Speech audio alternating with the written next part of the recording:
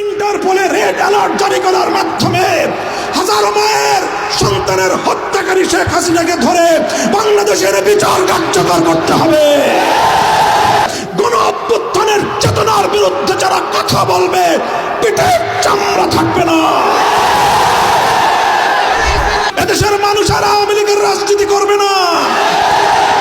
আওয়ামী লীগের রাজনীতি মানুষকে হত্যার রাজনীতি, আওয়ামী লীগের রাজনীতি লুটপাট আর দুর্নীতির রাজনীতি, আওয়ামী লীগের রাজনীতি সাম্প্রদায়িক উস্কানি দিয়ে সাম্প্রদায়িক সংঘাত তৈরি করবার রাজনীতি, আওয়ামী লীগের রাজনীতি গুম আর খুনের রাজনীতি, আওয়ামী লীগের রাজনীতি আমার তাগড়া তাগড়া যুবক সন্তানদেরকে মায়ের বুক থেকে কেড়ে নিয়ে গুমের রাজত্ব কায়েম করবার রাজনীতি।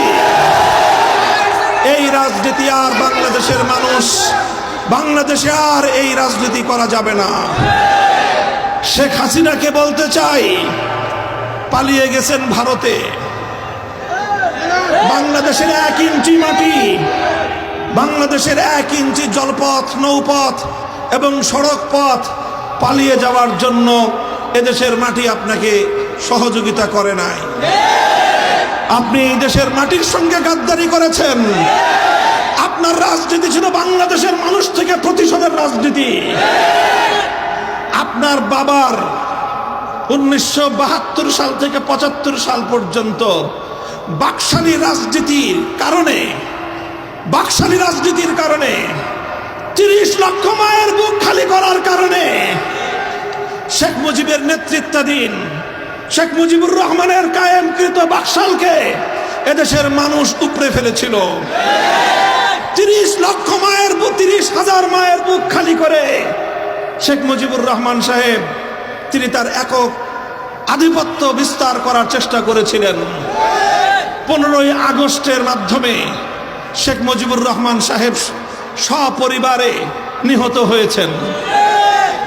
সেই ঘটনা নিয়ে আমি আমার কোনো মন্তব্য করতে চাই না, কিন্তু বলতে চাই 15ই আগস্টের ঘটনার মূল্যায়ন করতে হলে তার আগে সিরাজ শিকদার সহ বাংলার মাটিতে হত্যাকাণ্ডের শিকার 30,000 যুবকের হিসাব দিতে হবে।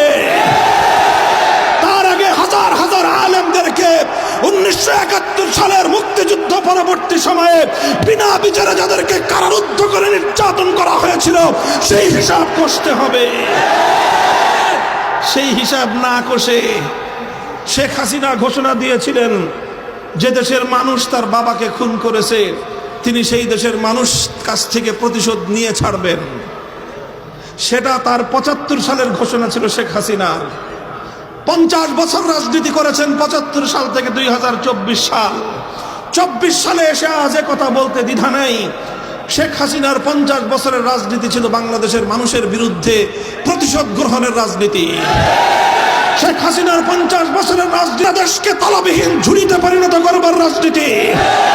শেখ হাসিনার 50 বছরের রাজনীতি ছিল বাংলাদেশের মানুষের মধ্যে একটি এমন বিভক্তি তৈরি করতে এই জাতি যেন আর কোনোদিন ঐক্যবদ্ধ হতে না পারে। কিন্তু আজ বাংলাদেশের আবার বৃদ্ধ বনিতা এক কাতারে দাঁড়িয়ে গেছে। স্কুল থেকে আমার ছেলে মেয়েরা নেমে এসেছে, কলেজ থেকে আমার সন্তানেরা রাজপথে নেমেছে, মাদ্রাসা থেকে আমার সন্তানেরা হাতে হাত ধরে রাজপথে দাঁড়িয়ে গেছে।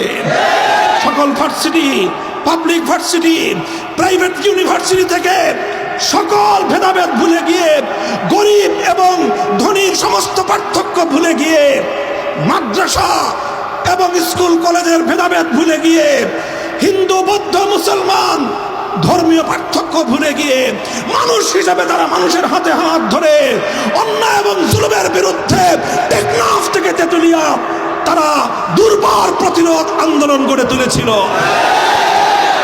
এই ঐক্যই হলো বাংলাদেশের শক্তি, এই ঐক্যই হলো বাংলাদেশের শক্তি। শেখ হাসিনা এবং আওয়ামী লীগের রাজনীতি ছিল এদেশের এই মানুষের মধ্যে যেন কোনোদিন ঐক্য প্রতিষ্ঠিত হতে না পারে। আজও বাংলাদেশে শেখ হাসিনার দোসররা আছে, আজও আছে সুশীল নামীয় কিছু কুশীল, তারা এখন মায়া কান্না কাঁদে।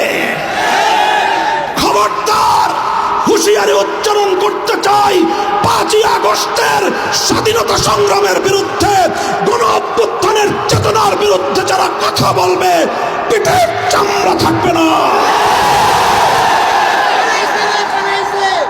সংগ্রামী সাথী ও বন্ধুগণ, 5ই আগস্টের এই অভ্যুত্থান চূড়ান্ত সফলতা অর্জন করবে সেদিন, যেদিন জুলুম মুক্ত, অবিচার মুক্ত, ন্যায় এবং ইনসাফের বাংলাদেশ গঠিত হবে।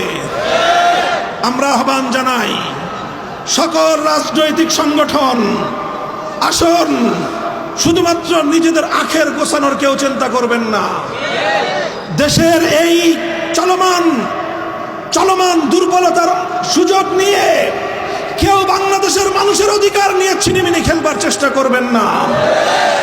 বাংলাদেশের বৃহৎ বিরোধী দল বিএনপি, জামাতে ইসলামী, ইসলামী আন্দোলন বাংলাদেশ, বাংলাদেশ খেলাফত মজলিস, জমিয়তে উলামায়ে ইসলাম, নিজামে ইসলাম পার্টি, এলডিপি, অন্যান্য যতগুলো দল, রাজনৈতিক দল আছে, আসুন আমরা সকলে হাতে হাত রাখি।